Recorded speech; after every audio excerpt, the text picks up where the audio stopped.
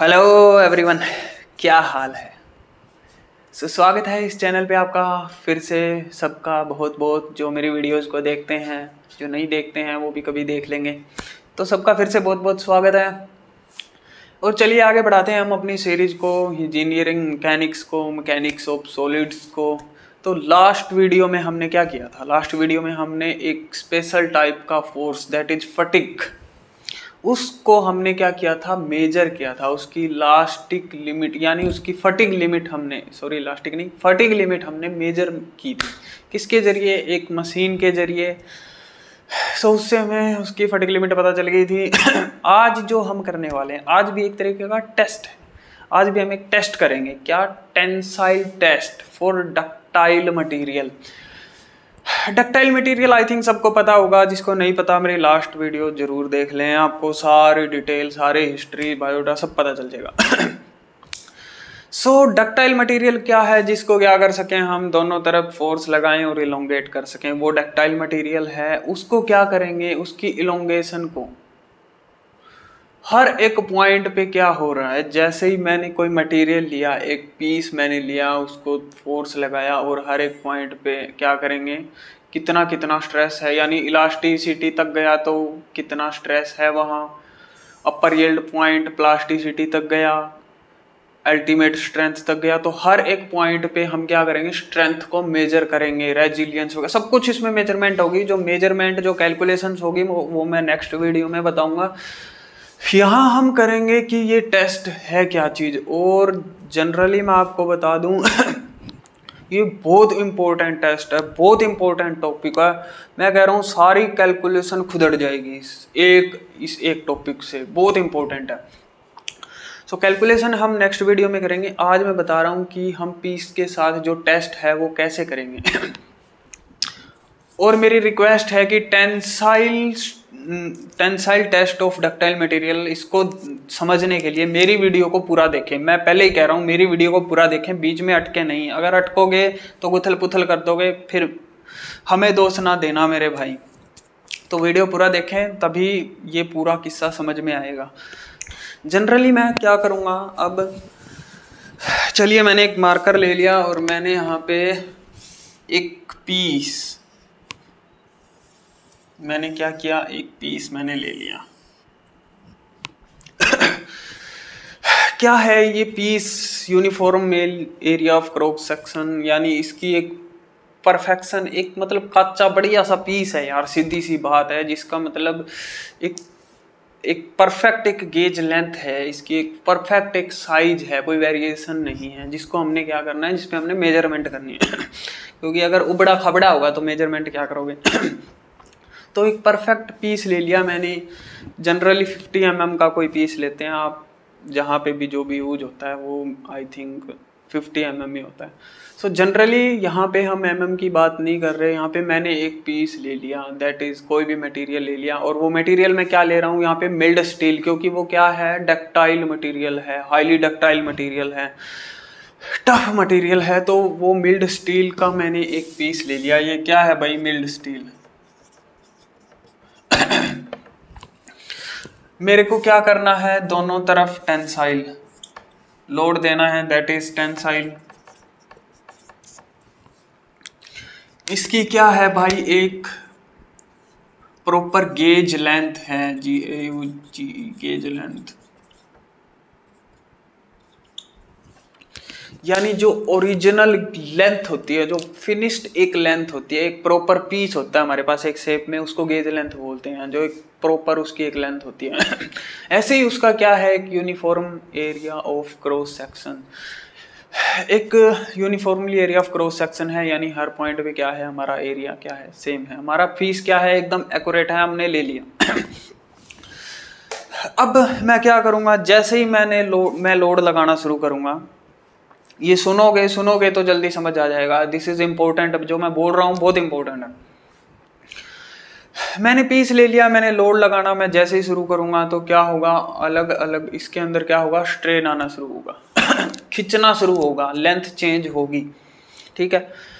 उस length change को major करने के लिए क्या होती है? बहुत कम अमाउंट के अंदर, कहीं आगे आप कैलकुलेशन करोगे नेक्स्ट जो चैप्टर है उसमें, अगर आप चेंज इन लेंथ देखोगे तो देखोगे 0.00032 mm, इतनी छोटी सी इंक्रीज। तो उस चीज को मेजर करने के लिए क्या किया, एक मैंने क्या लगा दिया, एक सेंसर लगा दिया दैट इज जो एक्सपेंड करेगा उसको बोलते हैं आई थिंक तो मैंने क्या किया, मैंने एक पीस लगा दिया, खींच दिया उसको मेजर करने के लिए उस छोटी सी उस बारीकी को मेजर करने के लिए मैंने एक सेंसर लगा दिया। क्यों, वैसे तो कैलकुलेशन करेंगे मेजरमेंट करेंगे भाई थक जाओगे, इतनी बारीकी मेजरमेंट होती नहीं है पहली बात तो मैंने एक सेंसर लगा दिया जो क्या करेगा, हर पॉइंट पे मेरे को मेजर करके देगा, दैट इज एक्सटेनोमीटर, यानी जो एक्सटेंशन होगी उसको वो मेजर करेगा। और जैसे हमारी मेजरमेंट शुरू होगी तो एक XY रिकॉर्डर होता है जो क्या करेगा, हमारा ग्राफ प्लॉट करेगा उसके हिसाब से कि हमारी कर्व जो है वो कहाँ जा रही है। तो एक ग्राफ के अकॉर्डिंग मैं सारा किस्सा आज सोल्व करूंगा। तो बने रहिए मेरे साथ इसी वीडियो में। मैंने क्या किया भाई, पीस रख लिया, अब मैं बना रहा हूँ एक ग्राफ। जैसे ही मैंने पीस रखा मैंने स्ट्रेस डालना शुरू किया, लोड अप्लाई करना शुरू किया, इसके ऊपर अलग अलग बार हम अलग अलग लोड देंगे। तो जैसे ही मैंने शुरू किया तो पहले मैं एक ग्राफ प्लॉट कर देता हूँ जिससे आपको समझ में आ जाएगा कि स्ट्रेस मैं इतना दे रहा हूँ तो स्ट्रेन इतना हो रहा है, यानी हमें यही कैलकुलेट करना है कि हर पॉइंट के ऊपर उसकी स्ट्रेंथ क्या है, स्ट्रेस क्या है, कितना वो उस पॉइंट पे कितना स्ट्रेस है, उस पॉइंट पे कितना स्ट्रेन है। तो मैं एक ग्राफ प्लॉट कर रहा हूँ जनरली अभी, that is stress strain, stress sigma से डिनोट करते हैं, स्ट्रेन इसको ऐसे डिनोट करते हैं। तो ठीक है, मैंने जब ग्राफ बनाना शुरू किया तो XY रिकॉर्डर ने क्या किया,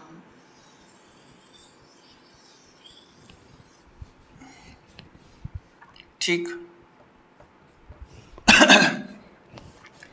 कुछ इस तरीके का कुछ बनेगा आपका ग्राफ। ये मैंने पॉइंट दिया A, ये मैंने पॉइंट दिया B, ये मैं भी बताऊंगा कैसे है, ये अभी पॉइंट दिया मैंने C, this is D, this is E and this is F। तो अब हमारा किस्सा वो शुरू होता है यहां से। स्टार्टिंग में जैसे ही मैंने स्ट्रेस शुरू किया, जैसे लोड देना इसको शुरू किया, मैंने कोई भी एक वैल्यू स्टार्टिंग से शुरू कर दी, बिल्कुल स्टार्टिंग से मैंने शुरू कर दी लोड इंक्रीज करना। एक पॉइंट तक क्या रहेगा मेरा ग्राफ प्रोपोर्शनल, यानी स्ट्रेस क्या रहेगा स्ट्रेन के proportional due to Hooke's law. Hooke's law क्या बोलता है, stress will be directly proportional to the strain till the elastic limit. लेकिन यहाँ पे क्या है, एक पॉइंट और दिया है दैट इज प्रोपोर्शनल लिमिट, जो कि जनरली इस ग्राफ के लिए दिया गया है। बाकी जहाँ पे भी मेजरमेंट होती है वो इलास्टिक लिमिट तक ही होगी। यानी प्रोपोर्शनैलिटी का मतलब इलास्टिक लिमिट तक ही होगी जब वो मेजरमेंट होगी। तो यहाँ पे जो साइन दिया गया है वो भी आप एक बार वैसे जनरली नोट डाउन कर सकते हैं।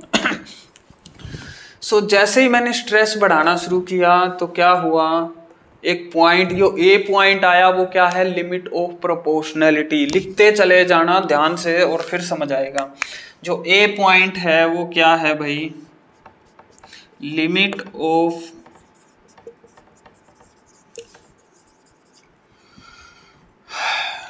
प्रोपोर्शनैलिटी।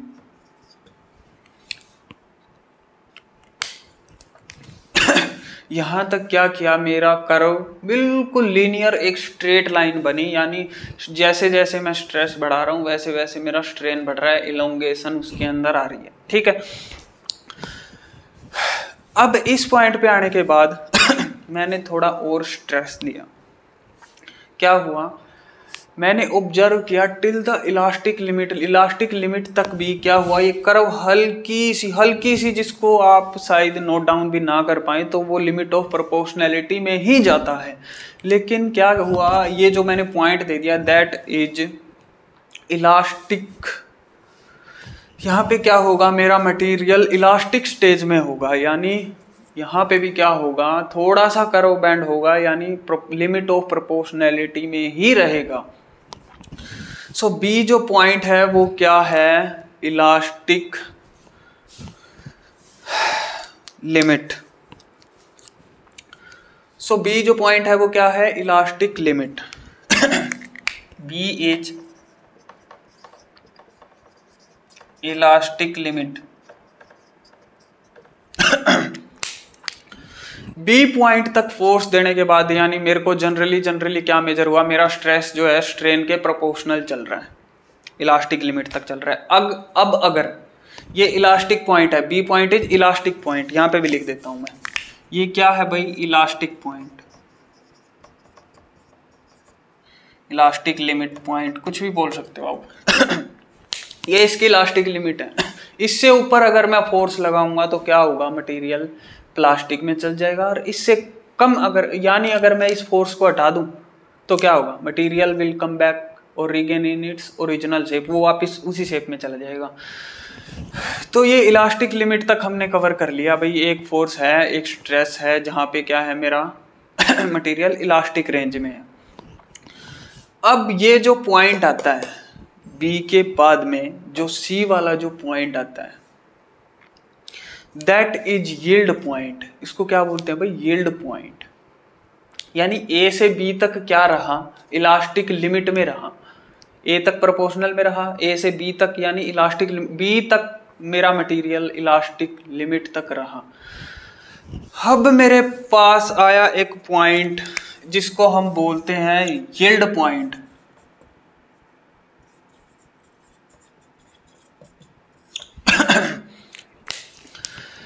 इलास्टिक लिमिट तक जाने के बाद जब मैंने फोर्स हटा दिया तो वो वापस आ सकता है। जब मैंने फोर्स इंक्रीज करना शुरू किया, बाद में मैंने फिर बढ़ाना शुरू किया, क्योंकि मैंने जनरली फोर्स बढ़ाता जाऊंगा और मेजरमेंट लेता जाऊंगा, मेरा यही काम है।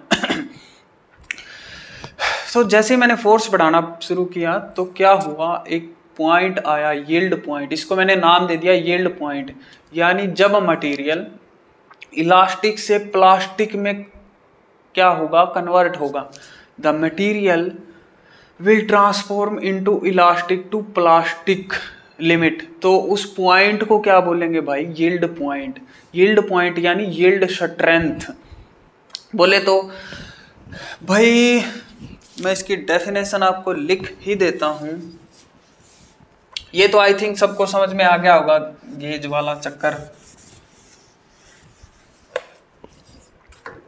ये मेरा स्ट्रेस था।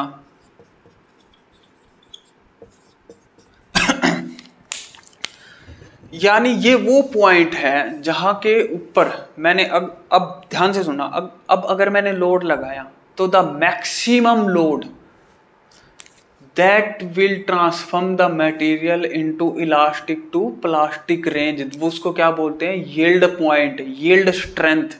यानी वहां पे जो फोर्स लगा इलास्टिक को प्लास्टिक में कन्वर्ट करने के लिए, द मैक्सिमम लोड, मैं लिख देता हूं, the maximum load require to convert elastic to plastic range, उसको क्या बोलते हैं भाई, इज कॉल्ड यील्ड पॉइंट। यानी मटेरियल को प्लास्टिक रेंज में रखने के लिए क्या चाहिए मेरे को, यील्ड पॉइंट। वो फोर्स, वो मैक्सिमम स्ट्रेस, अगर मैं प्लास्टिसिटी पे यानी प्लास्टिक जोन में जाने के लिए जो मेरे को स्ट्रेस दिया गया, वो जो स्ट्रेस जो लगा वो क्या है, यील्ड पॉइंट। ये चीज याद रखना, वो पॉइंट ट्रांसफॉर्म करने के लिए जो दिया गया है दैट इज यील्ड पॉइंट। अब मेरे पास आ गया मटेरियल प्लास्टिक रेंज में, बी के ऊपर वाला जो पोर्शन जो कर्व बन रही है दैट इज प्लास्टिक रेंज। उस प्लास्टिक रेंज में मैंने क्या किया अभी क्या है मेरा मटेरियल उस रेंज में चल रहा है, तो मैंने लोड फर्दर और इंक्रीज करना शुरू किया।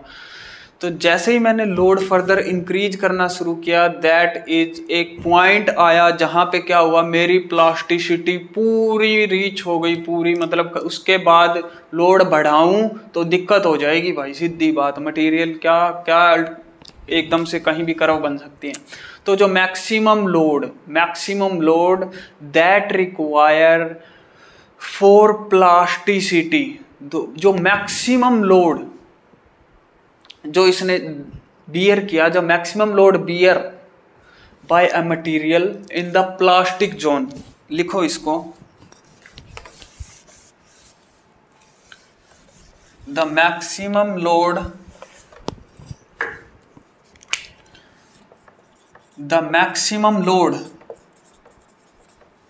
यहां पे द लिमिट ऑफ प्लास्टिसिटी, ये क्या है भाई, सी पॉइंट क्या है, plastic limit,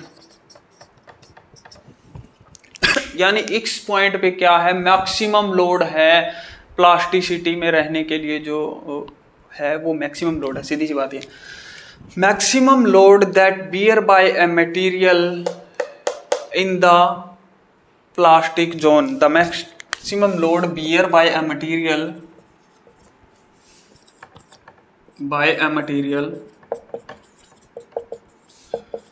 in the plastic stage is called upper yield point. Sorry.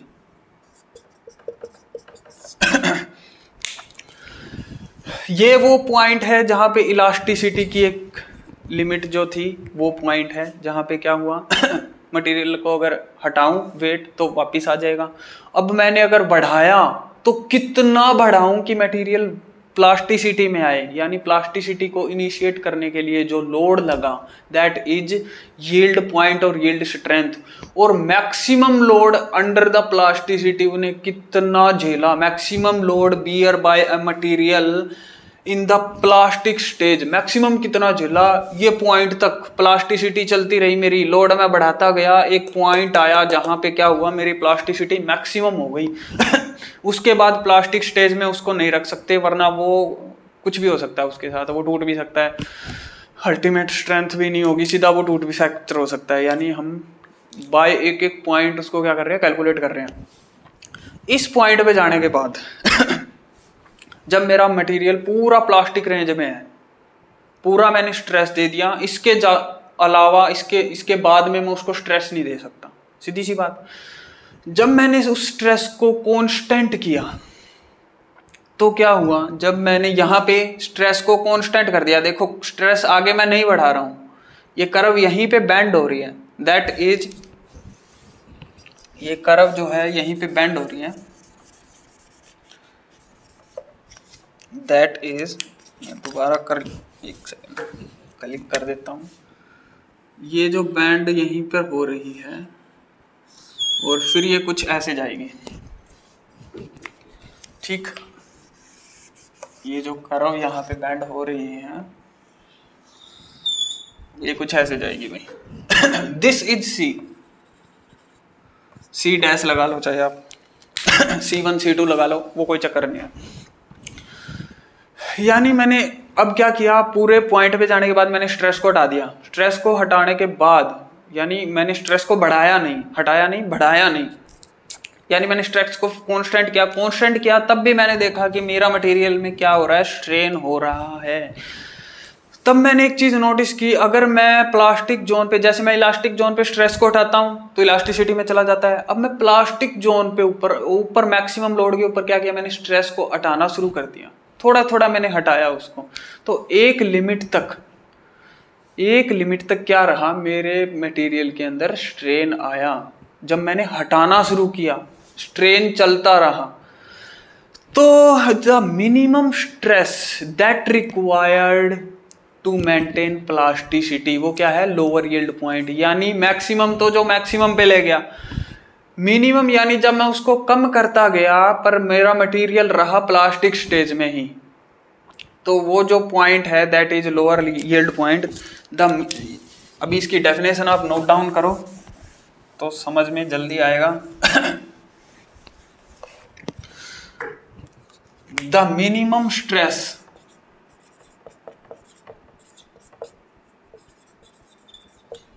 यानी मैंने स्ट्रेस को क्या कर दिया, थोड़ा थोड़ा कम करना शुरू कर दिया। एक पॉइंट के ऊपर आगे क्या होगा, ये स्ट्रेन रुकेगा भी। ये नहीं है कि मैं सारा स्ट्रेस हटा दूं और स्ट्रेन मेरा चलता रहेगा। बस थोड़ा सा मैंने हटाया तो क्या हुआ, मेरे को थोड़ा स्ट्रेन मिला, बस इतनी सी बात है जो हटाया। द मिनिमम लोड दैट या decrease in load that required to maintain the material will keep into the plastic zone. The minimum stress or decrease in stress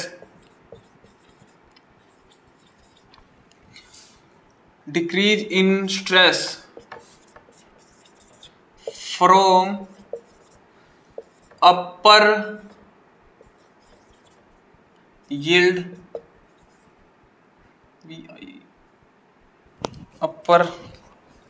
point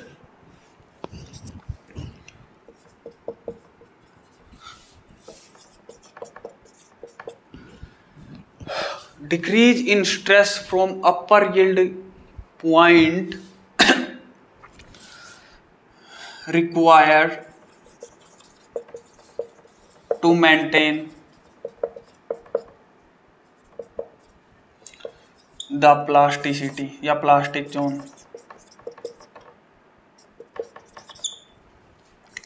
is called lower yield point।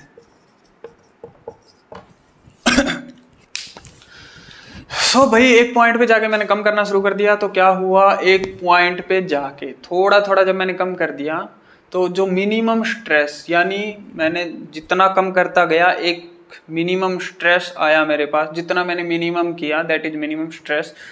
तो एक stress मेरे पास वो आया जहाँ पे क्या हुआ, मेरा कर्व जो है वहाँ पे रुक गया। दैट मीन्स अब उसमें स्ट्रेन नहीं होगा। तो प्लास्टिसिटी को मेंटेन करने के लिए जो मैंने स्ट्रेस कम किया था that is lower yield point. Note down कर लो भाई इसको।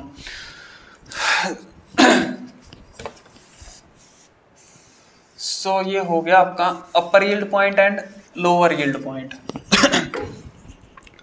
अब मैं आ गया C1 के ऊपर, C1 पॉइंट पे आ गया मैं एक बार इसको दोबारा से रिपीट कर दूंगा क्योंकि ये समझना बहुत जरूरी है। सीधी सी बात है, समझना बहुत जरूरी है। सारी कैलकुलेशन इसी पे होगी आगे। सो अब C1 पे मैंने क्या किया, फर्दर फोर्स मैंने इंक्रीज करना शुरू कर दिया। मेरे को अब क्या करना है, लोड और कम करूं तो प्लास्टिसिटी इंक्रीज नहीं हो रही, प्लास्टिसिटी मेंटेन नहीं हो रही। C1 के बाद क्या नहीं हो रहा, यहाँ पे स्ट्रेन नहीं आ रहा। ये स्ट्रेन जो आया है C1 के बाद स्ट्रेन नहीं आएगा। अगर मैं लोड बिल्कुल ही कम कर दूं तो भी नहीं आएगा, मटेरियल वहीं का वहीं पड़ा रहेगा। तो मैंने क्या किया, फर्दर लोड इंक्रीज करना शुरू कर दिया। जैसे ही मैंने लोड इंक्रीज करना शुरू किया तो एकदम से क्या हुआ, वेरिएशंस हुआ। That is non linear variation. यानी अभी तक हमारे पास क्या चल रहा था, एक वे में, एक लाइन में, एक लीनियरिटी में, अंदर हमारा लीनियरिटी में हमारी क्या चल रही थी, लिमिट चल रही थी। अब क्या हुआ, एकदम से मटेरियल एक स्ट्रेंथ पे पहुंच गया, दैट इज अल्टीमेट स्ट्रेंथ। इसको बोलते हैं ई पॉइंट जो है that is ultimate strength, ultimate point. E point is ultimate point और स्ट्रेंथ और स्ट्रेस, कुछ भी बोल लो भाई।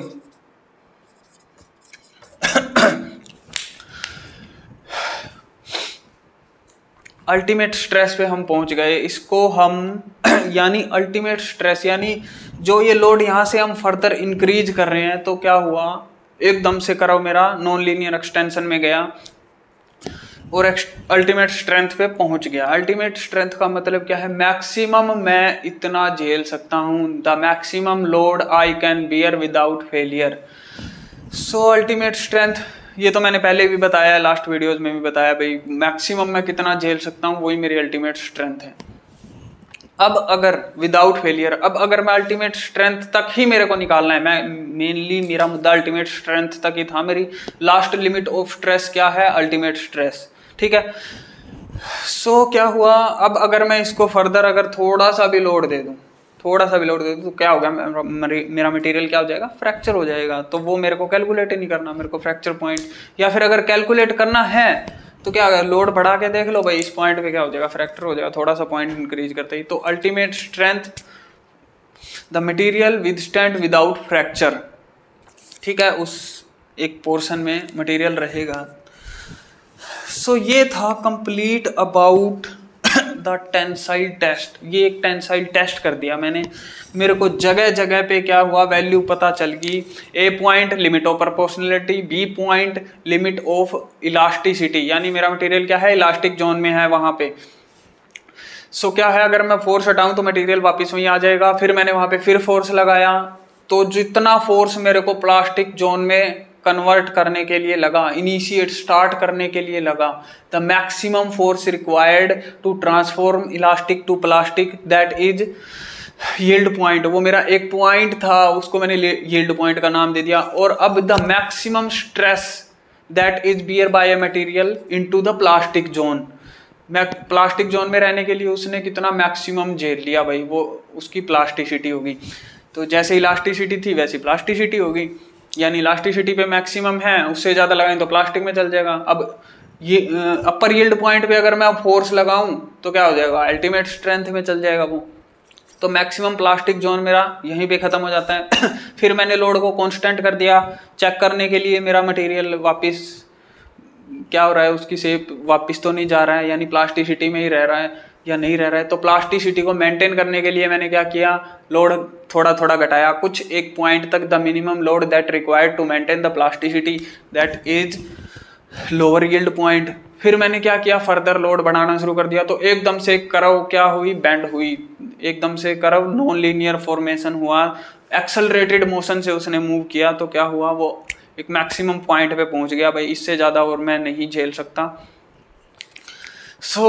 उस पॉइंट के ऊपर हम क्या मेजर करेंगे, अल्टीमेट स्ट्रेंथ। तो डिफरेंट पॉइंट के ऊपर, हर एक पॉइंट के ऊपर इलास्टिसिटी, अपर यील्ड पॉइंट यानी yield strength, upper yield strength, lower yield strength, ये दोनों एक ही चीज़ है, ओ सॉरी दोनों एक में ही आ जाएगी कैलकुलेशन करते टाइम। फिर अल्टीमेट स्ट्रेंथ, तो ये सारी चीज़ें हम कैलकुलेट करेंगे। फिर करेंगे हम परसेंटेज इलोंगेशन, वो भी मैंने एक बार पहले बता दिया है, net change in length upon में क्या बोलते हैं उसको, ओरिजिनल लेंथ मल्टीप्लाई बाय 100 कर दो तो आंसर आ जाएगा। आज ये मैंने बताया है कि ये सारी चीज़ें हैं क्या, नेक्स्ट वीडियो में हम करेंगे इनकी सारी कैलकुलेशंस किस पे बेस्ड होगी, मैं थोड़ा सा आइडिया आप लोगों को दे देता हूँ। एक मिनट, ये मैं कर रहा हूँ रफ।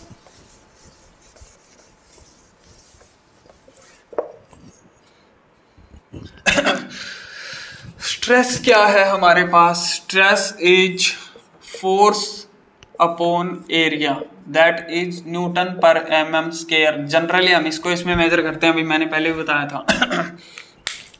अब जहां पे भी हमने मेजर करना है, जहां पे भी हमने स्ट्रेंथ मेजर करनी है, वहां पे हम स्ट्रेस देख लेंगे।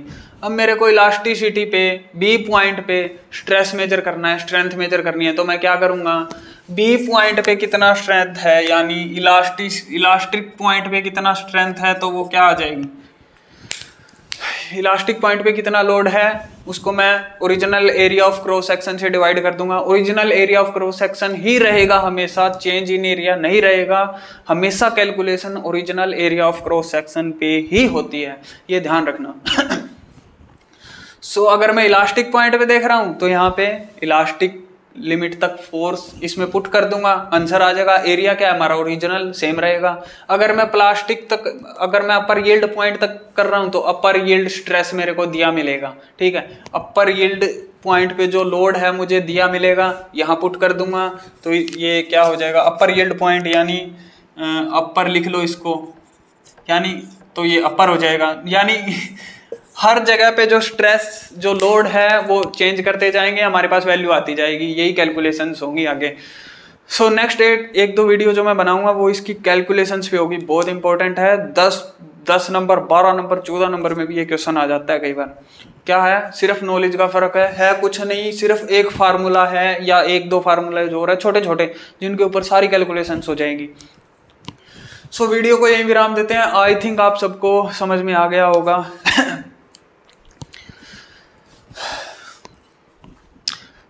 सो थैंक यू ये वीडियो देखने के लिए। अपने दोस्तों से शेयर करें।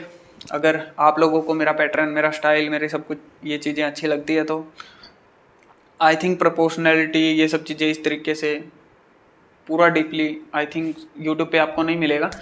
सो आप लोग शेयर ज़रूर करें दोस्तों के साथ। Thank you very much.